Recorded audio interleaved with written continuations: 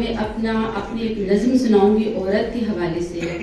उस औरत का जो जीत तो हवस की मंडी में नीलाम सरे बाजार हुई, उस बहन की इफ्फत असमत का जो जुर्म के काले पर्दों में हैवानियत का शिकार हुई।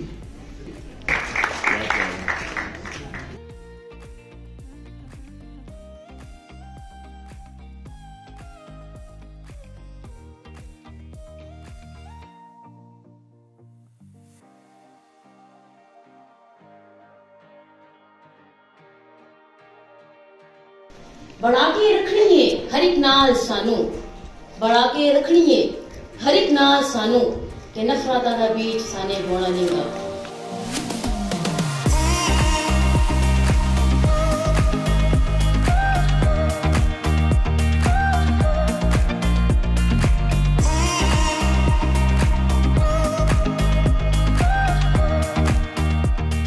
नशा नशख काली खुमार खुमार नास्ती دلته ټول د خپل طلب په انتظار ناست دي.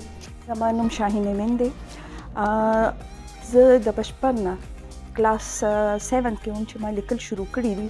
اول به ما اردو کې لیکل کول، خو زما څوک خیرخواهانو چې هغوی ما ته وویل چې ته پښتنه یې، نو دا ما دپاره لکه ټیک خبره نه ده چې زه د خپلې مورنۍ ژبې نه لرې یم. اما 2 کتابونه پښتو کې راغله، دای باذن الله ناتیه مجموعه ده او د ذات په دې زندان کې زما شعري مجموعه ده.